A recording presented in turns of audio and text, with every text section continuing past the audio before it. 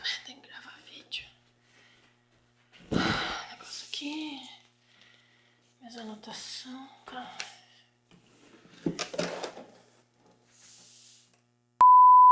Gente, não...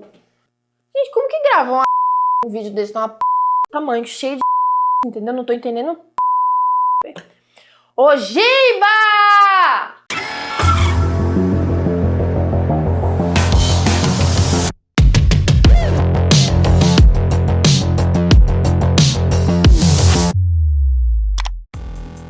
Dica ASUS. Tá planejando montar aquele seu PC gamer, mas ainda não sabe por onde começar? Acesse agora mesmo o site ASUS PC Do It Yourself e aprenda na academia de Faça Você Mesmo como criar a sua máquina. Link na descrição. Sim, Salabim, aparece o Gibim.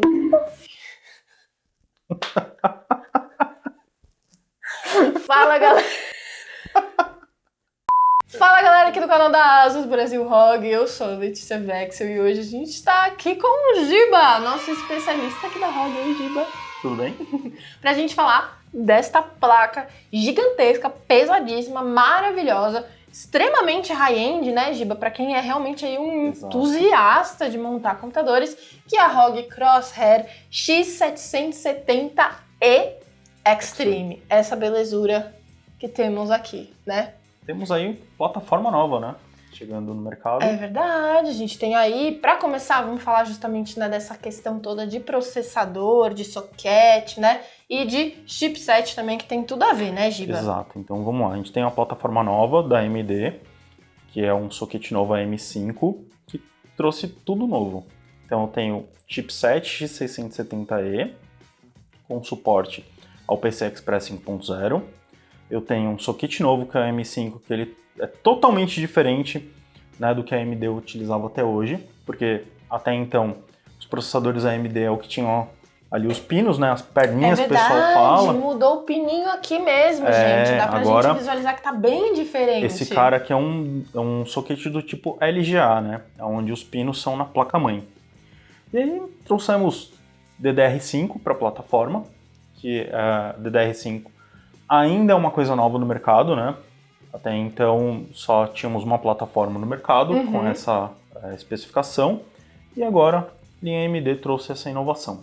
E a gente já tem ela aqui pronta para Windows 11 também, Giba? Já vem atualizada? Todas as plataformas que são lançadas a partir de agora são compatíveis com Windows 11, então não se preocupe.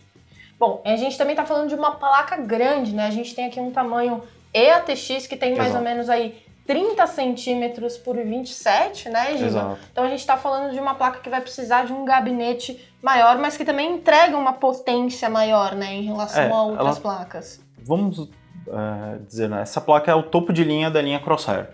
Então ela vai ter todas as funções que estão disponíveis para essa plataforma. Então eu tenho duas redes, uma de 10 gigabits, uma de 2.5, eu tenho Wi-Fi 6E, tem DDR5, PCI Express 5.0, USB novo, tem USB 4.0, que é novidade, né? E tem muitas USBs. Bom, mas vamos por parte então, vamos falar da memória, porque eu acho que tá todo mundo bastante curioso com a DDR5, né, que é aí uma relativa novidade. E aqui a gente vai ter 4 slots funcionando em dual channel para até 128 GB aí, e velocidades até 6.400 de frequência, né? Isso, a gente coloca 6.400, mas dependendo do que das linhas de processadores novos que forem aparecendo, essa frequência vai subindo. Ah, legal, isso é muito interessante. Então a gente tem aí quase é o plus, né? Quando a gente vê aquele maisinho na nossa especificação, no site, por exemplo, é justamente isso? É justamente isso. Ou às vezes você vai lá e configura manualmente, né, as latências, as frequências, os tempos de resposta, e às vezes você tem mais do que 6.400. Tô até vendo a minha colinha aqui pra ver se a gente não tá esquecendo nada, porque realmente tem muita coisa nessa placa, né? Falar. Sobre a memória RAM da DR5, você acha que já é uma coisa que vai vir a partir de agora para as outras placas dessa linha Crosshair? A gente vai ter sempre DDR5? Ou vai ser alguma coisa mais específica desse chipset, por exemplo? Então vamos lá. Na plataforma AM5, a AMD desenhou que essa plataforma tivesse compatibilidade só com DDR5. Então a princípio não vai ter nenhuma placa nessa plataforma com o DDR4. Essa seria então já a arquitetura Zen 4, né? Que é relativamente nova, tá nessa placa aqui. É justamente isso que a gente está falando. Exato, a arquitetura Zen 4 ela contempla o socket novo, né? As memórias de padrão novo, né? Que é o DDR5, e ela já vem com especificação de PCI Express 5.0, que ela é um feature que hoje ainda não é utilizado, mas é um feature que vai começar cada vez mais vai estar aí, né? Exato, porque assim, os SSDs M.2, principalmente, né, que a gente chama de PCI Express, os novos já estão aí apontando no final do ano para o lançamento de PCI Express 5.0. Então você vai ter aí SSDs variando em torno de velocidades de 10 GB por segundo até 14. Tá, bastante coisa. Mas tá, beleza. Já que a gente tá falando justamente de PCI Express, M.2, vamos entrar nessa parte. A gente já vê aqui logo de cara que a gente tem 3 PCI Express aqui, que é geralmente onde a gente vai colocar nossas placas de vídeo, né, Giba? E como que são esses 2 PCI Express aqui que são X16 e esse aqui que é X1? O que a gente tem por aqui? Então, vamos lá. São 2 X16. O primeiro ele é X16 eletricamente, o segundo ele é X16 X8. Por quê? Porque o processador ele tem 16 linhas e quando você põe 2 placas de vídeo ele divide 8 e 8. Uhum. E aí você tem o último aqui que é um X1, né, que o pessoal utiliza para colocar placas adicionais, né? Geralmente em placas mais simples utilizam para colocar placa de rede, placa de áudio, nesse sentido. Essa placa é bem interessante, né, falando de PCI Express, porque eu tenho 2 M.2 na placa, eu tenho aquele Gen Z.2, que é o substituto do DIMM.2. Ah, vamos mostrar isso para vocês, é super interessante, né? Sim, ele tem mais 2 aqui, e ele tem mais uma placa expansora que coloca nesse PCI Express de baixo, e aí ele vai dividir linhas PCI Express com a placa de vídeo, né? Não vai ter uma perda muito grande, porque já é a especificação de PCI Express. Já está pensado para isso. Já está pensado para isso. E aí você tem, vamos lá, 5 M.2 dentro de uma placa-mãe. É quase para você não usar mais ali o SATA, né? O SATA. Praticamente você deixa o SATA de lado. Vamos pegar aqui na caixa justamente esses extras, digamos assim, que eu acho que eles são importantes da gente falar justamente agora. A gente tem esse aqui primeiro, né, Giba? Que é o que você falou que vai aonde esse aqui? Vamos lá. Esse cara aqui, deixa eu encaixar ele aqui, que daí até o pessoal vai conseguir ver como é que ele funciona. Pronto, encaixei. Então eu tenho um M.2 desse lado aqui, onde tem esse radiador maior, né, esse heatsink maior, que ele é um M.2 por padrão PCI Express 5.0, e do outro lado, onde tem o dissipador menor, ele é o padrão PCI Express 4.0. Então, um de um lado, um do outro. Exato. Aqui, nesse próprio coisinho aqui, ao lado das nossas memórias RAM. Gente, quem não tá conseguindo ver aí, tá? Acho que é importante a gente falar. Ele não tá utilizando aqui o socket da memória RAM. É um socket próprio que fica ao lado dele, né? Exato. E aí eu tenho mais essa placa expansora aqui, que é para mais um SSD que ele vai aqui. Então eu tenho mais um M.2 PCI Express 5.0 aqui. Então eu tenho 3 na parte de baixo com a placa expansora, mais um 5.0 na parte de cima e um 4.0 na outra metade. Muito M.2. Vamos fazer um geralzão que eu tenho anotado aqui para você não se perder, tá? Como o Giba falou, a gente vai ter 2 M.2 na própria placa, no tamanho 2280 PCI Express 5.0 X4. A gente vai ter também aqui nesse carinha, que é o ROG Gen Z2, 2 M.2 22110, um 4.0 e um 5.0, os dois X4. E por último, nesse outro expansor aqui, mais um M.2 tamanho 2210, 5.0 X4. Então é bastante M.2, mas também ele não deixa a desejar na questão dos SATAs, né, Giba? Ele tem aqui 6 SATAs. 6 SATAs. Gente, o que você faz com tudo isso de armazenamento, né? Você vai colocando coisa aí, montar um servidor de armazenamento. Vai colocando arquivo, vai colocando coisa até você não poder mais.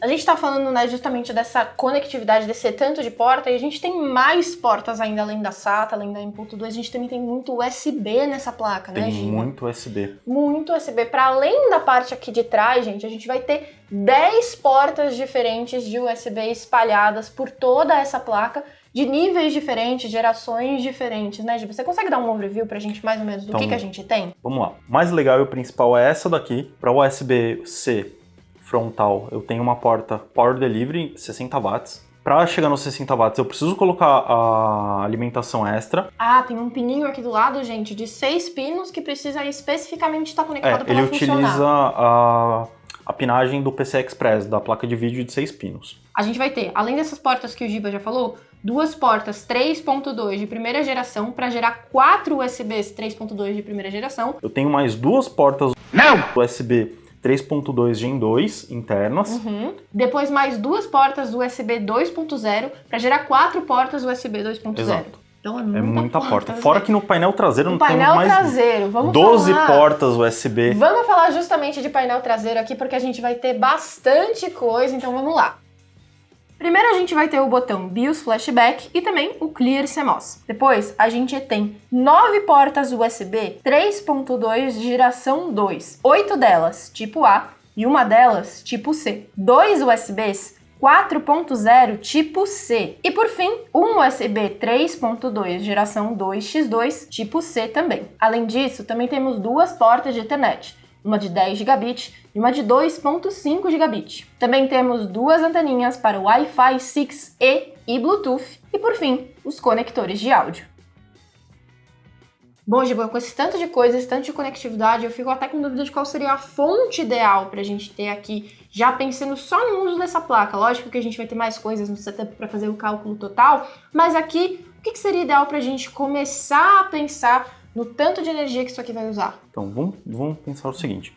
Quem comprou uma placa desse nível não vai comprar o processador mais básico, ele vai comprar um dos processadores mais altos. Então, da linha AMD ou o 7950X ou o 7900X, né, que são processadores que o TDP deles são de 170 watts. Mais top do top do top de linha, né, gente? Senão Exato. fica aquela coisa, o cara bombadão em cima com as pernas murchinhas, não adianta nada. Exato, só que a gente tem que lembrar que o TDP, ele é teórico, porque na hora que esses processadores utilizam o boost ou fazem overclock, esse consumo vai lá em cima, vai para cima de 200 watts. Então, pensando que você vai colocar um processador desse, uma placa de vídeo top de linha, que nesse conjunto aí você pode consumir aí em torno de 600, 700 watts só processador. Pelo menos, né? Só pra processador começar a brincar. E placa de vídeo, fora armazenamento, né, water cooler, porque um cara nesse sentido não vai utilizar um cooler básico. Liquid cooler topzera tem que vir aqui. Né? E aí você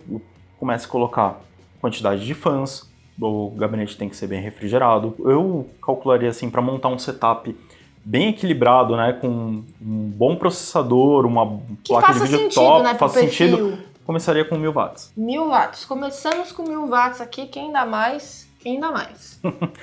850 funcionaria bem? Sim, mas pensa, você vai colocar tudo top, e aí você vai deixar sua fonte ali próximo da utilização máxima, eu acho que não é legal, porque depois quando você for fazer algum tipo de expansão, você vai ter um problema. Pode ser que você tenha algum problema, então eu sempre costumo deixar um pouco ali acima. Então, 1000 watts ali seria o ideal. Você falou um pouquinho de fãs, né, Giba? E a gente vai ter aqui nessa placa vários tipos de fãs diferentes, de conectores para ventoinhas, chassi fan, water pump, enfim, tudo para pensar essa parte realmente assim da refrigeração. No total são 14 espalhados por toda a placa aqui e a gente tem algumas diferenças entre eles, né, Giba? Quais que são os tipos assim que a gente tem desses conectores para pensar ventoinha? Então vamos lá. A gente tem os conectores básicos para os fãs, né, que são conectores de 12 watts cada um, e a gente tem 2 conectores específicos para water pump, onde cada conector desse suporta 36 watts. Então, para quem vai colocar um water cooler customizável, geralmente, que consome mais energia, as bombas consomem mais energia, sim, esses conectores são próprios para isso. É meio que aquele do it yourself que a gente fala, né? Exato, do it yourself. Então, aí você vai lá e calcula, né, eu vou querer colocar um water cooler para o meu CPU, e aí, se eu quiser colocar um water cooler para minha VGA também eu consigo. Tudo totalmente controlado, customizável e controlado na própria placa. Na própria placa, então não vou precisar de um software de terceiro para controlar isso ou alguma outra controladora para fazer isso. Giba, agora pra gente terminar o nosso vídeo, coisa mais importante para uma placa desse calibre, né? Que dá mais FPS, que dá mais FPS, a magia que vai acontecer aqui agora, ó. Simsalabim! Olha, que é isso, gente? Pelo amor de Deus. Olha o RGB dessa placa, a gente tem aqui detalhes lindíssimos para você fazer um PC que tenha não só performance, mas também beleza e personalidade, né, Exato. Giba? Olha aqui, a gente vai ter aqui na lateral, a gente já consegue ver, ó, que ele tem um RGB na parte de trás quase, assim, para dar uma diferenciada. Eu nunca tinha visto uma coisa dessas pessoalmente, assim, achei muito legal isso aqui. A gente também vai ter aqui uma telinha, gente, que tem imagens aqui de alta qualidade que você pode alterar pelo Armoury Crate da Asus, né? Isso. Aqui também a gente vai ter alguns símbolos da ROG tocando com luzes. Na parte aqui de baixo também temos luzes. Muita coisa legal e pinos. A gente também tem conectores, né, RGB, Giba? Além dos conectores que ela tem para ligar o RGB, ela vem com um hub. Mais um conectorzinho extra. Exato. Esse hub ele conecta tanto o RGB quanto fãs adicionais. Você já tem ali um hub para colocar mais dispositivos RGB. Você monta um PC desse com bastante fãs, né? E as fãs são RGBs ARGB, né? Que são RGBs endereçáveis. Então você já vem com um hub para ampliar isso. Para deixar ainda mais cor, ainda mais coloridinho. Lembrando, gente, que tudo isso você pode ajeitar, deixar do seu jeitinho, usando o software Armoury Crate aqui da Asus. Tem tudo lá para você configurar o RGB, não só da sua placa-mãe, mas sua placa de vídeo, seu teclado. Enfim, deixar tudo customizadinho do jeito que você quiser, né, Giba? Fica super bonitinho, eu adoro fazer isso no meu setup. Mas acho que é isso, Giba. Falamos tudo? Tudo é difícil, não dá pra falar né? num vídeo só. Porque senão a gente Pois vai ficar aqui quase uma hora só dissecando a placa, falando de controlador, quantidade de fases. Então tem muita coisa nessa placa. A gente deu um overview assim do produto e já ficou meio longo o vídeo, mas é isso aí. Mas para isso que serve a caixa de comentários. Se você tiver alguma dúvida sobre essa placa aqui ou sobre outros produtos da ROG, você pode deixar aqui embaixo que a gente tá sempre de olho e aí a gente bate aquele papo para poder te ajudar caso você precise. Mas por hoje é só. Esperamos que vocês tenham gostado do vídeo, né? E é isso. Deixem o seu gostei, se inscrevam no canal e até a próxima. Tchau, tchau! Tchau, tchau.